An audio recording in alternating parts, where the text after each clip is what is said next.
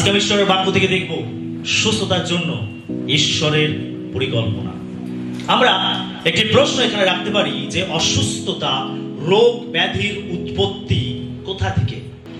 ঈশ্বর যখন পৃথিবীকে সৃষ্টি করেছিলেন তখন তিনি উত্তম করে সৃষ্টি করেছেন, আর সেই জন্য প্রত্যেকটা সৃষ্টির পরে ঈশ্বর বলেছেন উত্তম হইয়াছে। ঈশ্বর এই পৃথিবীকে এবং পৃথিবীর মধ্যে যা কিছু আছে সব কিছুকে তিনি উত্তম করে সৃষ্টি করেছেন। যখন ঈশ্বর পৃথিবীকে সৃষ্টি করেছিলেন তখন পৃথিবীর মধ্যে কোনো অসুস্থতা ছিল না, কোনো রোগ ব্যাধি ছিল না, কোনো রকম মন্দ বিষয় এই পৃথিবীর মধ্যে ছিল না। পৃথিবী ছিল উত্তম। কিন্তু যখন মানুষ পাপে পতিত হলো, যখন মানুষ ঈশ্বরের অবাধ্য হলো, আর তারপর থেকে পৃথিবীর মধ্যে অসুস্থতা, রোগ ব্যাধি, এমনকি মৃত্যু পর্যন্ত প্রবেশ করেছে। তারপর থেকে শয়তানের বিভিন্ন মন্দ কার্য মানুষের জীবনে এবং পৃথিবীর মধ্যে শুরু হয়েছে। কিন্তু তার আগে পর্যন্ত পৃথিবীতে কোনো অসুস্থতা ছিল না। তো অসুস্থতা এবং রোগ ব্যাধির উৎস কোথা থেকে? মানুষের পাপে পতিত হওয়ার পর থেকে, বা মানুষের অবাধ্যতা থেকে এই রোগ ব্যাধি, অসুস্থতা মানুষের জীবনে প্রবেশ করেছে। যদি আমরা রোমিও তার 5:12 পড়ি, আর সেখানে লেখা আছে, অতএব যেমন এক মনুষ্য দ্বারা পাপ ও পাপ দ্বারা মৃত্যু জগতে প্রবেশ করিল, আর এই প্রকারে মৃত্যু সমুদয় মনুষ্যের কাছে উপস্থিত হইল, কেননা সকলেই পাপ করিল। এখানে লেখা রয়েছে যে এক মনুষ্য দ্বারা পাপ এবং পাপ দ্বারা মৃত্যু জগতে প্রবেশ করল। অর্থাৎ সেই আদম এবং হওয়া তাদের অবাধ্যতার জন্য, তাদের পাপের জন্য এই পৃথিবীর মধ্যে রোগ ব্যাধি এমনকি মৃত্যু পর্যন্ত প্রবেশ করেছে। তাদের অবাধ্যতার জন্য, তাদের পাপের জন্য। তারা যতদিন পবিত্রতায় চলেছে, ঈশ্বরের বাধ্যতায় চলেছে, ততদিন পর্যন্ত মানুষের জীবনে কোনো রোগ ব্যাধি, অসুস্থতা ছিল না, মৃত্যু ছিল না। পাপের কারণে মানুষের জীবনে এই দুঃখ কষ্টের সূচনা হয়েছে। মানুষের পাপের কারণে আজকে আমরা যে সমস্ত রোগ পীড়া, যে সমস্ত অসুস্থতায় আমরা ভুগি, আমরা যেগুলোতে সাফার করি, আমরা যন্ত্রণা পাই, ব্যথা পাই, কষ্ট পাই, বিভিন্ন রোগ ব্যাধিতে আক্রান্ত হই, প্রত্যেকটাই জিনিস এসেছে মানুষের পাপের কারণে। অর্থাৎ পাপের কারণে মানুষের জীবনে এই দুঃখ কষ্টের সূচনা হয়েছে। আমরা উদাহরণস্বরূপ দেখতে পাই, যদি আমরা মার্ককৃত সুসমাচার তার 2:5 পড়ি, আর সেখানে আমরা দেখতে পাই, তাহাদের বিশ্বাস দেখিয়া যিশু সেই পক্ষাঘাতীকে কইলেন, বৎস, তোমার পাপ সকল ক্ষমা হইল। আমরা দেখতে পাই যে যখন যিশু পৃথিবীতে ছিলেন, আর সেই সময় তিনি একজন পক্ষঘাতীকে তিনি এই কথা বলেছিলেন যে, বৎস, তোমার পাপ সকল ক্ষমা করা হইল। আমরা দেখি যে সেইখানে একজন পক্ষঘাতীকে খাটিয়ায় করে বহন করে আনা হয়েছিল, এবং এত ভিড় ছিল যে যিশুর কাছে তাকে নিয়ে যাওয়া সম্ভব ছিল না। তাই তারা ঘরের চাল খুলে তারা দড়িতে করে বেঁধে খাটিয়ার সমেত সেই পক্ষঘাতীকে যিশুর সামনে নামিয়ে দিয়েছিল। আর যিশু এই পক্ষঘাতীকে কি বললেন? যে বৎস, তোমার পাপ সকল ক্ষমা করা হলো। আর এই কথার দ্বারা আমরা দেখতে পাই যে যিশু এটা বোঝাতে চাইছেন যে যে পাপের কারণে সেই ব্যক্তির জীবনে অসুস্থতা এসেছিল, রোগ এসেছিল, সে পক্ষঘাতে আক্রান্ত হয়েছিল। অর্থাৎ মানুষের রোগ ব্যাধির কারণ হচ্ছে মানুষের পাপ। মানুষের পাপের জন্যই এই রোগ ব্যাধি মানুষের জীবনে এসেছে। তার আগে পর্যন্ত যতদিন আদম এবং হওয়া পাপে পতিত হয়নি, ততদিন পর্যন্ত তাদের জীবনে কোনো রোগ ব্যাধি, কোনো অসুস্থতা ছিল না, মৃত্যু তাদের জীবনে ছিল না। আমরা এই পক্ষঘাতীকে দেখি প্রভু যিশু বলছেন যে, বৎস, তোমার পাপ সকল ক্ষমা করা হলো। অর্থাৎ যে পাপের কারণে তুমি এই রোগে আক্রান্ত হয়েছো, যে পাপের কারণে তুমি অসুস্থ আছো, আমি তোমার সেই পাপকে ক্ষমা করছি যাতে তুমি সুস্থতা লাভ করতে পারো। আমরা দেখি যে এই পক্ষঘাতী পাপের কারণে অসুস্থ হয়েছিল। আমরা আরেকটি উদাহরণ দেখব, যোহন লিখিত সুসমাচার তার 5:14। তারপরে যিশু ধর্মধামে তাহার দেখা পাইলেন, আর তাহাকে বলিলেন, দেখো, তুমি সুস্থ হইলে, আর পাপ করিও না, পাছে তোমার আরো অধিক মন্দ ঘটে। আমরা এখানে আরেকজন ব্যক্তিকে দেখতে পাই। বৈদ্যসদায় একটি পুষ্করিণী ছিল, আর এই পুষ্করিণীতে 5টি ঘাট ছিল, আর এই ঘাটে বিস্তর রোগীরা তারা পড়ে থাকতো। তার কারণ বছরের বিশেষ বিশেষ সময় স্বর্গ থেকে এক দূত ওই পুকুরের মধ্যে নেমে আসতো, ওই জলের মধ্যে নেমে আসতো, আর ওই জলটা কম্পন হতো। আর এই জল কম্পনের সঙ্গে সঙ্গে যে ব্যক্তি প্রথমে নামতে পারতো আর সেই সুস্থতা লাভ করতো। সেখানে অসংখ্য মানুষ পড়ে থাকতো, কিন্তু তার মধ্যে কেবল একজনই সুস্থ হতে পারতো। আর এখানে আমরা দেখতে পাই এই ব্যক্তি 38 বছর ধরে সে রোগী ছিল এবং ওই ঘাটের কাছে সে পড়ে থাকতো সুস্থতার জন্য, কিন্তু তাকে সাহায্য করার মতো কেউ ছিল না, তাকে ধরে ওই পুকুরের মধ্যে নামিয়ে দেওয়ার মতো কেউ ছিল না। সে ছিল শয্যাশায়ী আর সে শুয়ে থাকতো, তার নিজে থেকে কিছু করার ক্ষমতা তার ছিল না। সে কতবার দেখেছে স্বর্গের দূত দেবে সে জলকে কম্পন করছে, কিন্তু যেহেতু তাকে সাহায্য করার কেউ ছিল না, আর সেই জন্য সে সঙ্গে সঙ্গে সেই পুকুরে নামতে পারেনি এবং সুস্থতা লাভ করতে পারেনি। আমরা দেখতে পাই যখন যিশু এই পৃথিবীতে ছিলেন তখন তিনি সেই পক্ষঘাতীর কাছে গেলেন যে 38 বছরের রোগী, যে সেইখানে দীর্ঘ বছর ধরে পড়ে রয়েছে সুস্থতার আশায়। প্রভু তার কাছে গেলেন এবং তাকে তিনি বললেন, তুমি কি সুস্থ হতে চাও? সে তখন বলেছিল, প্রভু মহাশয়, আমার এমন সাহায্যকারী কেউ নেই যে আমাকে হাত ধরে পুকুরের মধ্যে নামিয়ে দেয়। যিশু তাকে বললেন, তোমার ঘাট তোলো আর বাড়ি চলে যাও। আর সঙ্গে সঙ্গে সে সুস্থ হয়ে গেল এবং সে তার বিছানা, তার সমস্ত কিছু নিয়ে সে বাড়িতে চলে গেল। সে সম্পূর্ণ সুস্থ হয়ে গেল। বেশ কিছুদিন পর ধর্মধামে যিশুর সঙ্গে তার দেখা হলো। আর যখন তার সঙ্গে দেখা হলো তখন যিশু তাকে কি বলছেন? তিনি তাকে বলছেন, আর পাপ করিও না, পাছে তোমার আরো অধিক মন্দ ঘটে। অর্থাৎ এই ব্যক্তি যে 38 বছর ধরে এই রোগেতে আক্রান্ত হয়ে সে শয্যাশায়ী ছিল, তার জীবনের পাপের কারণে সে অসুস্থ হয়েছিল। আর তাই যিশু তাকে বলছেন, আর পাপ করো না, পাছে তোমার আরো অধিক মন্দ ঘটে। অর্থাৎ পাপের কারণে মানুষ অসুস্থ হয়। প্রভু যিশু তার জীবনে তিনি তাকে চেতনা দিচ্ছেন, তাকে সাবধান করছেন যে তুমি পাপ করো না। প্রিয় বিশ্বাসী, পাপ হলো আমাদের জীবনের সব থেকে বড় সমস্যা। পাপের কারণে মানুষ অসুস্থ হয়, পাপের কারণে মানুষের জীবনে বিভিন্ন রোগ, পীড়া, ব্যাধি এগুলো মানুষের জীবনে প্রবেশ করেছে পাপের কারণে। যতদিন আদম হওয়া কোনো পাপ করেনি, যতদিন তারা বাধ্যতায় ছিল, ততদিন পর্যন্ত মানুষের জীবনে কোনো রোগ, পীড়া, ব্যাধি ছিল না।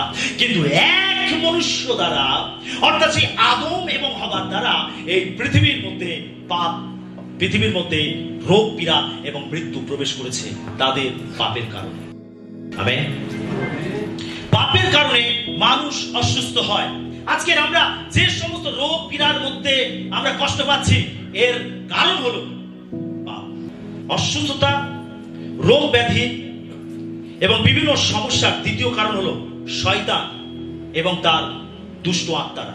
সব রোগ, অসুস্থতার পিছনে শয়তানের হাত রয়েছে তা নয়, কিন্তু অনেক ক্ষেত্রে দেখা গেছে যে শয়তান এবং তার দুষ্ট আত্মার দ্বারা মানুষ অসুস্থ হয়। অর্থাৎ এই রোগ, ব্যাধির পিছনে আরেকটা দ্বিতীয় কারণ হচ্ছে শয়তান এবং তার দুষ্ট আত্মারা।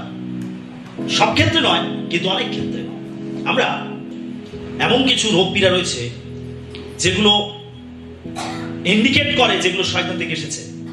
অনেক সময় জন্মগত ত্রুটি, জন্মগত কোনো ডিজিজ, এগুলোর পিছনে কোনো বংশগত দুষ্ট আত্মা থাকে, যেখান থেকে এই রোগ, ব্যাধি নিয়ে সে জন্মগ্রহণ করে।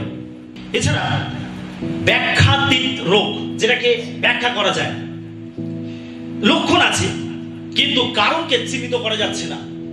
দেখবেন যে শারীরিক কিছু সমস্যা রয়েছে, কিন্তু ডাক্তারের কাছে গেলে পরীক্ষা নিরীক্ষা করলে সেগুলো ধরা পড়ছে না।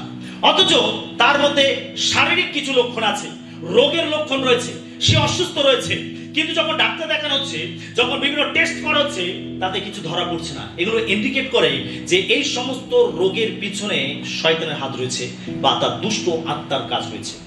যখন শয়তান থেকে কোনো রোগ, ব্যাধি আসে, তখন আপনি ডাক্তার দেখালে, আপনি বিভিন্ন পরীক্ষা নিরীক্ষা করলে সেগুলোকে ধরা পড়বে না। আর এটা হচ্ছে লক্ষণ যে তার পিছনে শয়তানের এবং তার দুষ্ট আত্মার কোনো কাজ রয়েছে। এগুলো আমাদের জেনে রাখতে হবে। আবার প্রার্থনা এবং পরিচর্যার পরে যে লক্ষণগুলি আরো খারাপ হতে থাকে। এমন কিছু ব্যক্তিকে দেখতে পাওয়া গেছে যারা সুস্থতার জন্য প্রার্থনা লাইনে দাঁড়িয়েছে, তাদের উপরে যখন প্রার্থনা করা হয়েছে তখন দেখা যায় যে তাদের মধ্যে যে সমস্যাগুলো রয়েছে সেগুলোর বহিঃপ্রকাশ ঘটছে এবং সেটা আরো ভয়াবহ একটা রূপ নিচ্ছে। এগুলো জানতে হবে যে এগুলোর পিছনে একেবারে সরাসরি দুষ্ট আত্মার কাজ রয়েছে, শয়তানের কাজ রয়েছে। এছাড়াও প্রার্থনা এবং পরিচর্যার সময় শরীরের বিভিন্ন অংশে কিছু চড়তে দেখতে পাওয়া যায়। সে ফিল করে যে তার পেটের মধ্যে যেন কিছু একটা পাক দিয়ে উপরের দিকে উঠছে, আবার অনেক সময় দেখতে পাওয়া যায় তার শরীরের মধ্যে কিছু চড়ছে। আপনি দেখেছেন নিজের চোখে এরকম ঘটনা? শুনেছেন? আমি দেখেছি। এরকম ঘটনা দেখতে পাওয়া যায় যে যখন তার উপরে প্রার্থনা করা হচ্ছে তার মধ্যে যে দুষ্ট আত্মা রয়েছে আর তার শরীরের বিভিন্ন অংশের মধ্যে সেটা পাক খেতে থাকে, আঁচড় কাটতে থাকে। তাকে বাইরে থেকে কিছু দেখতে পাওয়া যাচ্ছে না, কিন্তু তাকে যে আশ্রয় দেওয়া হচ্ছে, তার মুখের দাগ পড়ছে, সেখানে একটা স্পট তৈরি হয়ে যাচ্ছে, এটা একদম অন দা স্পটে দেখতে পাওয়া গেছে। এবং তারা বলতে থাকে যে আমার পিঠে যেন কিছু চড়ছে, আমার এখানে যেন কিছু চড়ছে, আমার পেটের মধ্যে যেন কিছু চড়ছে। এগুলো সরাসরি দুষ্ট আত্মার কার্য। আমরা উদাহরণ দেখি, পেরিত্তা 10:38 পদ। ফলত নাজারেতীয় যিশুর কথা কিরূপে ঈশ্বর তাহাকে পবিত্র আত্মাতে ও পরাক্রমে অভিষেক করিয়াছিলেন। তিনি হিতকার্য করিয়া বেড়াইতেন এবং দিয়াবল কর্তৃক প্রপীড়িত সকল লোককে সুস্থ করিতেন, কারণ ঈশ্বর তাহার সহবর্তী ছিলেন। আমরা এখানে দেখতে পাই প্রভু যিশুর কথা লেখা রয়েছে। বাইবেল বলছে যে ফলত না শুধু যিশু খ্রিস্টের কথা, ঈশ্বর তাকে কেমন ভাবে পবিত্র আত্মাভিষেক করেছিলেন যে তিনি হিতকার্য করে বেড়াতেন। এবং লেখা রয়েছে যে দিয়াবল কর্তৃক প্রবৃত সকল লোককে সুস্থ করিতেন। কি লেখা রয়েছে? দিয়াবল কর্তৃক, দিয়াবল দ্বারা অসুস্থ ব্যক্তিদেরকে তিনি সুস্থ করতেন। তার মানে বাইবেল আমাদেরকে পরিষ্কার করে জানায় যে রোগ ব্যাধি, অনেক রোগ ব্যাধি রয়েছে, সব ক্ষেত্রে নয় কিন্তু অনেক ক্ষেত্রে এমন অনেক রোগ ব্যাধি রয়েছে যেগুলো শয়তান থেকে আসে। আর এইরকম রোগীরা যখন যিশুর কাছে আসতো, যিশু তাদেরকে সুস্থ করতেন। তিনি দিয়াবল বা শয়তানের কবল থেকে তাদেরকে মুক্ত করতেন। আজ এরকম অনেক মানুষ রয়েছে যারা দিয়াবল কর্তৃক, শয়তান কর্তৃক, দুষ্ট আত্মা কর্তৃক তারা অসুস্থ। তাদের জীবনে যে রোগ ব্যাধি তারা বহন করছে, শয়তান সেটাকে কন্ট্রোল করছে। শয়তান তাদের জীবনে সেই রোগ ব্যাধি নিয়ে এসেছে। এইরকম শয়তান দ্বারা আক্রান্ত ব্যক্তিদেরকে যিশুর কাছে আনা হতো এবং যিশু তাদেরকে সুস্থ করতেন। আমরা লুক লিখিত সুসমাচার 13:16 পদ দেখি। তবে এই স্ত্রীলোক অব্রাহামের কন্যা, যাহাকে শয়তান দেখো আজ 18 বৎসর ধরিয়া বাঁধিয়া রাখিয়াছিল, ইহার এই বন্ধন হইতে বিশ্রামবারে মুক্তি পাওয়া কি উচিত নয়? আমরা আরেকটি উদাহরণ দেখতে পাই। একজন স্ত্রীলোক যে কুবজা ছিল, যার পিঠটা বেঁকে গেছিল, তার স্পাইনাল কর্ডটা বেঁকে গেছিল। আর এইরকম একজন স্ত্রীলোক যে যিশুর কাছে গেছিল এবং যখন তিনি উপাসনা করছিলেন, আর সেই সময় যিশু তাকে দূরে দাঁড়িয়ে থাকতে দেখে তিনি তাকে ডাকলেন এবং তিনি তাকে বললেন যে এই স্ত্রীলোক, তুমি দুর্বলতার আত্মা থেকে মুক্ত হও। তারপর আমরা দেখতে পাই যে তিনি যেহেতু বিশ্রামবারে এই কাজ করেছিলেন আর সেজন্য লোকেরা তার বিরোধিতা করেছিল, কিন্তু আমরা পরে দেখতে পাই যিশু এখানে কি বলছেন। তিনি বলছেন যে শয়তান এই স্ত্রীলোকটিকে 18 বছর বেঁধে রেখেছে। কত বছর? 18 বছর। কে বেঁধে রেখেছে? শয়তান। তার মানে তার এই রোগের পিছনে শয়তানের হাত ছিল। শয়তান দ্বারা এই রোগ তার জীবনে এসেছিল। আর সেই জন্য 18 বছর শয়তান তার জীবনে এই রোগের মাধ্যমে কাজ করছিল। সে অসুস্থ হয়েছিল। হালেলুয়া। আমাদের জীবনে এরকম অনেকে রয়েছেন যারা এরকম শয়তান দ্বারা বিভিন্ন রোগে তারা আক্রান্ত হন। আমরা আরেকটি উদাহরণ দেখব, মার্ক লিখিত সুসমাচার 5:8 এবং 9 পদ। কেননা তিনি তাহাকে বলিয়াছিলেন, হে অসুচি আত্মা, এই ব্যক্তি হইতে বাহির হও। তিনি তাহাকে জিজ্ঞাসা করিলেন, তোমার নাম কি? সে উত্তর করিল, আমার নাম বাহিনী, কারণ আমরা অনেকগুলি আছি। আমরা এখানে আরেকটি ঘটনা দেখতে পাই। গেরুশলেমের দেশে যখন প্রভু যীশু পা রাখলেন, তিনি যখন সেই এলাকাতে গেলেন যেখানে এই ব্যক্তিটি একটি কবরস্থানে ঘুরে বেড়াতো আর তাকে দুষ্ট আত্মায় ধরেছিল। তার বাড়ির লোকেরা তাকে শেকল দিয়ে বেরিয়ে দিয়ে ঘরের মধ্যে বেঁধে রাখার চেষ্টা করেছিল, কিন্তু তাকে আটকে রাখতে পারেনি। সে সবকিছু ছিঁড়ে আর সে ঘর থেকে পালিয়ে গেছিল আর সে কবরস্থানে ফাঁকা জায়গায় ঘুরে বেড়াতো। সে পাথর দিয়ে নিজেকে কাটতো। তার গায়ে কোনো পোশাক ছিল না আর সে ক্ষতবিক্ষত অবস্থায় একেবারে পাগলের মতো সে ওই কবরস্থানের মধ্যে ঘুরে বেড়াতো এবং সেই রাস্তা থেকে কেউ গেলে তাদেরকে সে আক্রমণ করত। যিশু যখন সেখানে গেলেন তখন এই ভূতে পাওয়া ব্যক্তি সে যিশুকে দেখে দৌড়ে গেল এবং যিশুকে বলতে লাগলো যে আমি আপনাকে চিনি, আপনি ঈশ্বরের পুত্র, আমি আপনাকে চিনি, আপনি সময় রাখি কেন আসলেন? যিশু তিনি তাকে ধমক দিলেন। তিনি তার নাম জিজ্ঞাসা করলেন, তোমার নাম কি? সে বলছে, আমার নাম বাহিনী। যিশু তাকে এই বাহিনীর কবল থেকে মুক্ত করেছিলেন, তাকে তিনি সুস্থ করেছিলেন। বাহিনী সাধারণত এই শব্দটা আমরা দেখতে পাই 3000 থেকে 6000 যে সৈন্যের দল সেটাকে বলা হয় বাহিনী। তার মানে এই শরীরের মধ্যে অসংখ্য দুষ্ট আত্মা প্রবেশ করেছিল, অসংখ্য দুষ্টতা তার দেহের মধ্যে ছিল। একটা দেহের মধ্যে অসংখ্য দুষ্ট আত্মা একসঙ্গে থাকতে পারে, একের অধিক দুষ্ট আত্মা একটা দেহের মধ্যে থাকতে পারে। এদের কোনো রক্ত মাংসের দেহ নেই, এরা হলো আত্মিক সত্তা, আত্মিক জীব।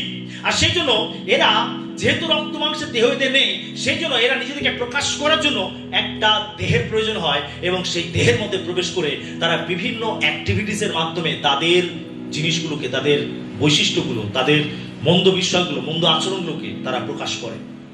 বিশ্বাসী, এখানে এই ব্যক্তিকে আমরা দেখতে পাই যে সে পরিবার থেকে আলাদা হয়েছিল, সে পাথর দিয়ে নিজেকে কাটতো, সে চিৎকার করত, দাঁত কিরবির করত, উলঙ্গ অবস্থায় থাকতো, তার খাওয়া দাওয়া ঠিক ছিল না, তার কোনো বিশ্রামের ঠিক ছিল না, সে একটা ভয়াবহ অবস্থার মধ্যে ছিল। এর পিছনে ছিল এই দুষ্ট আত্মার কাজ, বাহিনী। রোগ ব্যাধি অসুস্থতা এগুলো অনেক সময় শয়তান থেকে আসে। এমন অনেক মানুষ রয়েছে যাদের জীবনে শয়তান সক্রিয়ভাবে কাজ করছে, এমন অনেক মানুষ রয়েছে শয়তান তাদেরকে কন্ট্রোল করছে, বিভিন্ন রোগ ব্যাধি দিয়ে তাদের জীবনকে জর্জরিত করে রেখেছে। মানুষের অসুস্থতা, রোগ ব্যাধির পিছনে শয়তানের হাত থাকে। ঈশ্বর কি কোন রোগ ব্যাধি পাঠান? ঈশ্বর কি কোন রোগ ব্যাধি পাঠান? হ্যাঁ, কি মনে হয়? কি উত্তর কি হবে? না, এর উত্তর হবে না। ঈশ্বর কোন রোগ ব্যাধি পাঠান না। রোগ ব্যাধি ঈশ্বর থেকে আসে না। ঈশ্বরের স্বভাব হলো সুস্থতা প্রদান করা। ঈশ্বরের হচ্ছে গুণ, ঈশ্বরের হচ্ছে স্বভাব যে তিনি রোগীদেরকে সুস্থ করেন। সুস্থতা করা হলো তার স্বভাব। জোরে হালেলুয়া বলি। পাপের কারণে আপনি অসুস্থ হতে পারেন, শয়তান দ্বারা আপনি অসুস্থ হতে পারেন, কিন্তু আমরা যে ঈশ্বরকে ডাকি, আমরা যে ঈশ্বরকে বিশ্বাস করি, তার স্বভাব হলো সুস্থতা প্রদান করা। তার কারণ যাত্রা পুস্তক তার 15:26 পদে ঈশ্বর তিনি কি বলছেন? আমি তোমার সদাপ্রভু আরোগ্যকারী। হালেলুয়া। কি বলছেন? আমি তোমার সদাপ্রভু, তোমার আরোগ্যকারী, আমি জিহোবা রাফা। তার নামের মাধ্যমে আমরা তার স্বভাবকে দেখতে পাই, অর্থাৎ সুস্থতা দেওয়া হচ্ছে তার স্বভাব। সেজন্য রোগ ব্যাধি ঈশ্বর থেকে আসে না। ঈশ্বর কাউকে অসুস্থ করেন না, কিন্তু মানুষ যখন অসুস্থ হয় তার পিছনে তার অবাধ্যতা এবং তার পাপ যুক্ত থাকে, আর সেই জন্য তার জীবনে এই রোগ ব্যাধিগুলো আসে। কিন্তু ঈশ্বর তিনি হলেন আরোগ্যকারী। তিনি বলেন, আমি জিহোবা রাফা, আমি হলাম তোমার সদাপ্রভু, তোমার আরোগ্যকারী। হালেলুয়া। তিনি আমাদের আরোগ্যতা দেন। আরোগ্যতা দেওয়া হচ্ছে তার স্বভাব। ঈশ্বর তার পুত্র যিশুকে পাঠালেন। ঈশ্বর তার পুত্র যিশুকে পাঠালেন। তিনি যে জিহোবা রাফা, তিনি যে সুস্থতা দানকারী ঈশ্বর, তিনি যে আরোগ্যকারী ঈশ্বর, তিনি এটাকে প্রকাশ করার জন্য তিনি তার পুত্র যিশুকে পাঠালেন। প্রায় 700 বছর আগে ঈশ্বর তিনি ভাববাণী করেছিলেন। আমরা যিশায়া ভাবাদিতা 53:4-5 দেখি। সত্য, আমাদের যাতনা সকল তিনিই তুলিয়া লইয়াছেন, আমাদের ব্যথা সকল তিনিই বহন করিয়াছেন। তবু আমরা মনে করিলাম তিনি আহত, ঈশ্বর কর্তৃক প্রহারিত ও দুঃখার্ত। কিন্তু তিনি আমাদের অধর্মের নিমিত্ত বিদ্ধ, আমাদের অপরাধের নিমিত্ত চূর্ণ হইলেন। আমাদের শান্তিজনক শাস্তি তাহার উপরে বর্তিল, এবং তাহার ক্ষত সকল দ্বারা আমাদের আরোগ্য হইল। আমরা এখানে দেখতে পাই প্রায় 700 বছর আগে, যিশুর জন্মের বা এই জগতে আসবার 700 বছর আগে ঈশ্বর ভাববাণী করেছিলেন। তিনি ভাববাণী করেছিলেন যে তিনি তার পুত্র যিশুকে পাঠাবেন, এবং তার পুত্র যিশুর মাধ্যমে তিনি আমাদের প্রত্যেকের পাপের বোঝা তিনি তার পুত্রের উপর চাপিয়ে দেবেন, আমাদের পাপ থেকে মুক্ত করবেন এবং আমাদেরকে সুস্থ করবেন। ঈশ্বর প্রায় 700 বছর আগে তিনি ভাববাণী করেছিলেন যে মশীহ তার পুত্র যিশুর মাধ্যমে আমাদের পাপের পরিত্রাণ আসবে এবং আমাদের আরোগ্যতা নেমে আসবে। আমরা এখানে যে বিষয়গুলো দেখব সেটা হচ্ছে যে লেখা রয়েছে, আমাদের যাতনা সকল তিনি তুলিয়া লইয়াছেন এবং আমাদের ব্যথা সকল তিনি বহন করিয়াছেন। এখানে এই যে যাতনা শব্দটি আমরা দেখতে পাই, এখানে যাতনা, যে যাতনার জন্য যে হিব্রু শব্দ ব্যবহার করা হয়েছে আর সেটা হচ্ছে চোলাই। চোলাই, সকলে বলি চোলাই। এখানে যাতনার জন্য যে হিব্রু শব্দ ব্যবহার করা হয়েছে আর সেটা হচ্ছে চোলাই। চোলাই মানে হচ্ছে অসুস্থতা এবং রোগ ব্যাধি। এছাড়া ব্যথা বা দুঃখের জন্য যে হিব্রু শব্দ ব্যবহার করা হয়েছে, তিনি আমাদের ব্যথা সকল বহন করিয়াছেন। এখানে ব্যথা বা দুঃখের জন্য যে হিব্রু শব্দ ব্যবহার করেছে তা হচ্ছে মাকো। সকলে বলি মাকো, জোরে বলি মাকো। এখানে ব্যথা বা দুঃখের জন্য যে হিব্রু শব্দ ব্যবহার করেছে আর সেটা হচ্ছে মাকো। মাকো মানে হচ্ছে দুঃখ, কষ্ট এবং ব্যথা। দুটো শব্দ। যাতনার জন্য কি ব্যবহার করা হয়েছে? চোলাই, যার মানে হচ্ছে অসুস্থতা, রোগ ব্যাধি। এবং ব্যথা বা দুঃখের জন্য যে হিব্রু শব্দ ব্যবহার করেছে সেটা কি? মাকো। তার মানে কি? ব্যথা বা দুঃখ, কষ্ট। তারপরে লেখা রয়েছে আমাদের শান্তিজনক শাস্তি তাহার উপরে বর্তিল, অর্থাৎ আমাদের শান্তির জন্য আমাদের শাস্তি তিনি তুলে নিলেন, যাতে আমরা প্রকৃত শান্তি লাভ করতে পারি। এখানে শান্তির যে হিব্রু শব্দ আর সেটা হচ্ছে শালোম। যে শব্দটি আমরা দেখতে পাই বাইবেলে আর সেটা হচ্ছে শালোম। সেটা ঈশ্বরকে বলা হয় জিহোবা শালোম, শান্তির ঈশ্বর। তিনি শান্তি প্রদান করেন।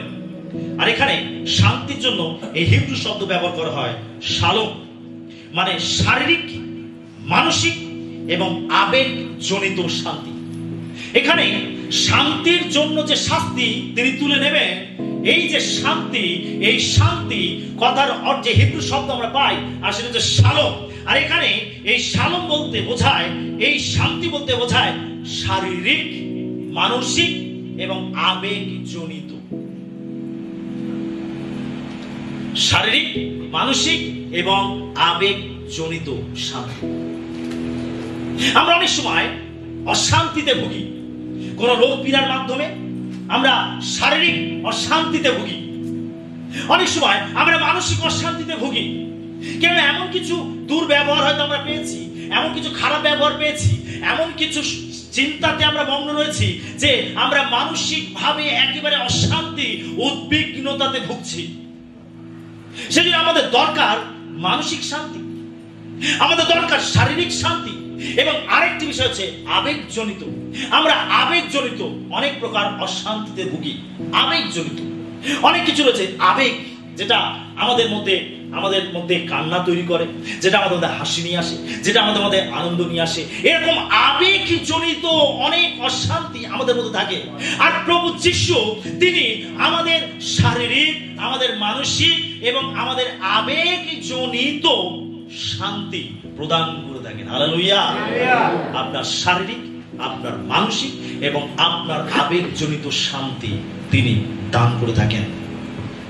সেজন্য মথি তার 8:17 পদে লেখা আছে, যিশায়া ভাববাদী দ্বারা কথিত এই বচন পূর্ণ হয়, তিনি আপনি আমাদের দুর্বলতা সকল গ্রহণ করিলেন ও ব্যাধি সকল বহন করিলেন। আমরা দেখতে পাই যখন প্রভু যিশু তিনি এসে তিনি রোগীদেরকে সুস্থ করছিলেন, তিনি এসে দুষ্ট আত্মাকে দূর করছিলেন, তিনি এসে বিভিন্ন মানুষের সমস্যার সমাধান করছিলেন। আর সেখানে আমরা দেখতে পাই মথি তিনি যিশায় ভাববাদীর এই পত্রাকে, এই বাক্যটাকে তিনি এখানে টেনে তুলে বলছেন যে যেন যিশায় ভাববাদী দ্বারা কথিত এই বচন পূর্ণ হয়। অর্থাৎ যে 4 পদ 5 পদে যিশায় ভাববাদী 53 অধ্যায় যে ভাববাণীগুলো করা রয়েছে, প্রত্যেকটা ভাববাণী যেন পূর্ণ হয় যিশুর মাধ্যমে। আর তাই লেখা রয়েছে যেন তিনি আপনি আমাদের দুর্বলতা সকল গ্রহণ করিলেন ও আমাদের ব্যাধি সকল বহন করিলেন।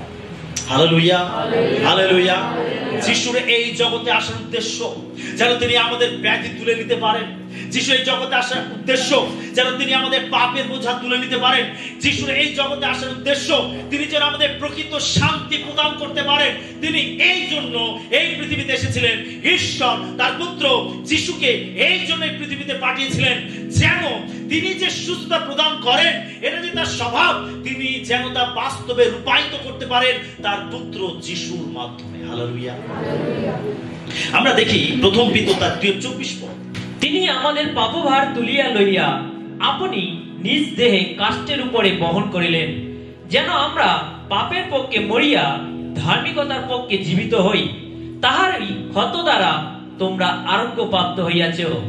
দেখুন বাইবেল কি বলছে, পিতরের পত্রে লেখা রয়েছে তিনি আমাদের পাপভার তুলে লইয়া নিজ দেহে কাষ্ঠের উপরে বহন করিলেন, যেন আমরা পাপের পক্ষে মরিয়া ধার্মিকতার পক্ষে জীবিত হই। তারপরে যেটা লেখা রয়েছে, তাহারই ক্ষত দ্বারা তোমরা আরোগ্য প্রাপ্ত হইয়াছ। হালেলুয়া।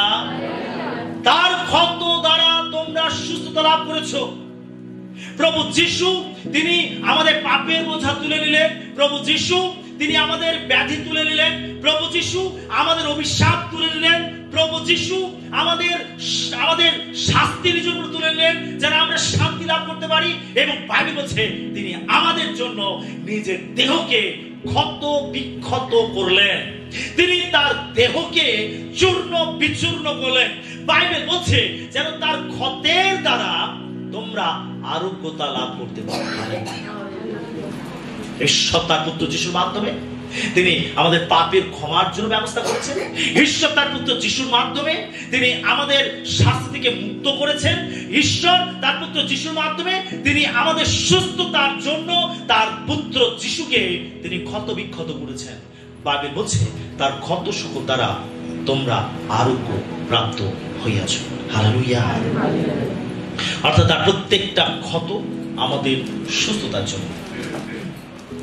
আমরা দেখতে পাই তাকে কত রকম ভাবে ক্ষত বিক্ষত করা হয়েছে। গেতসেমানি বাগানে তিনি রক্ত ঘাম ঝরিয়েছেন। আমরা দেখতে পাই তার মাথায় কাঁটার মুকুট পরানো হয়েছে। আমরা দেখতে পাই তাকে 39 বার বেত্রাঘাত করা হয়েছে। আমরা দেখতে পাই যে তার হাতে পায়ে পেরেকৃত করা হয়েছে। আমরা দেখতে পাই তার কুক্ষি দেশে বর্ষা মারা হয়েছে। তার দেহকে কত রকম ভাবে ক্ষত বিক্ষত করা হয়েছে। আর এই প্রত্যেকটা ক্ষতের কারণ হচ্ছে আমার আপনার সুস্থতা। এই প্রত্যেকটা ক্ষতের উদ্দেশ্য হচ্ছে যেন আপনি পৃথিবীর প্রত্যেকটা মানুষ যেন প্রকৃত আরোগ্যতা লাভ করতে পারে, যেন শারীরিক ভাবে, মানসিক ভাবে এবং আবেগজনিত ভাবে এবং আধ্যাত্মিক ভাবে যেন প্রত্যেকটা মানুষ যেন প্রকৃত আরোগ্যতা লাভ করতে পারে। হালেলুয়া। আপনার সম্পূর্ণ আরোগ্যতা আপনি লাভ করতে পারবেন যিশুর কাছে এসে, যিশুকে বিশ্বাস করে, যিশুকে গ্রহণ করে, যিশুর কাছে আপনার জীবনকে সমর্পণ করে আপনি প্রকৃত আরোগ্যতা লাভ করতে পারবেন। আরোগ্যতা বলতে শুধু আমাদের শরীরের আরোগ্যতা নয়, আরোগ্যতা বলতে বোঝায় আমাদের কমপ্লিট আরোগ্যতা, আমাদের শারীরিক, আমাদের মানসিক, আমাদের আধ্যাত্মিক, আমাদের আবেগজনিত প্রত্যেকটা বিষয়ের সম্পূর্ণ সুস্থতা একমাত্র যিশুর মাধ্যমে আমরা লাভ করতে পারি। হালেলুয়া। ঈশ্বর তার পুত্র যিশুর মাধ্যমে আমাদের জন্য এই ব্যবস্থা করেছেন। তার ক্ষত সকল দ্বারা তোমরা আরোগ্য প্রাপ্ত হইয়াছ। কার ক্ষতের দ্বারা? কার ক্ষতের দ্বারা? তার প্রত্যেকটা ক্ষত আমার আপনার আরোগ্যতার জন্য, সম্পূর্ণ আরোগ্যতার জন্য। শুধু শারীরিক নয়, আমাদের আধ্যাত্মিক, আমাদের মানসিক, আমাদের আবেগজনিত প্রত্যেকটা বিষয়ে সুস্থতার জন্য প্রভু যিশু তার দেহকে তিনি ক্ষত বিক্ষত করেছেন। হালেলুয়া। যিশু তিনি তার রক্তের দ্বারা তিনি আমাদের পাপের ক্ষমা দিয়েছেন। যিশু তার রক্তের দ্বারা আমাদের পাপের ক্ষমা দিয়েছেন। আমরা প্রথম যোহন তার 1:7 দেখি। কিন্তু তিনি যেমন জ্যোতিতে আছেন, আমরাও যদি তেমনি জ্যোতিতে চলি, তবে পরস্পর আমাদের সহভাগিতা আছে, এবং তাহার পুত্র যিশুর রক্ত আমাদিগকে সমস্ত পাপ হইতে শুচি করে। বাইবেল বলছে যিশুর রক্ত আমাদেরকে সমস্ত পাপ হতে শুচি করে। যিশু তার রক্তের দ্বারা তিনি আমাদের সমস্ত পাপ থেকে শুচি করেছেন। যিশু তার ক্ষতের দ্বারা আমাদেরকে সুস্থতা প্রদান করেছেন, এবং যিশু তার রক্তের দ্বারা আমাদের সমস্ত পাপের ক্ষমা দিয়েছেন। প্রত্যেকটা পাপ, এমন কোন পাপ নেই যা যিশু রক্তের দ্বারা ধুয়ে মুছে পরিষ্কার হয়ে যায় না। এমন কোন পাপ নেই। আপনি যতই ঘৃণ্য পাপী হন না কেন, আপনি যতই ঘৃণ্য পাপ করেন না কেন, আপনি জেনে রাখুন আপনার প্রত্যেকটা পাপের ক্ষমা প্রভু যিশু তার রক্তের দ্বারা দিয়েছেন। সেজন্য বাইবেল বলে যিশুর রক্ত আমাদেরকে সমস্ত পাপ হইতে শুচি করে। সমস্ত পাপ, সমস্ত পাপ, কোন পাপ বাদ নয়। প্রত্যেকটা পাপের ক্ষমা যিশু তার রক্তের দ্বারা দিয়েছেন। কি আমরা যিশু রক্তকে বিশ্বাস করি? Hallelujah, hallelujah.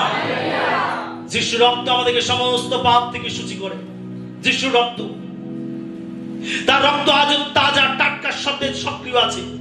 সেই রক্ত যদিও 2025 বছর আগে ঝরানো হয়েছিল, কিন্তু তার রক্তের মধ্যে আজও একই ক্ষমতা বিদ্যমান রয়েছে, যা পারে আপনার প্রত্যেকটা ঘৃণ্য পাপকে ধুয়ে মুছে পরিষ্কার করে দিতে।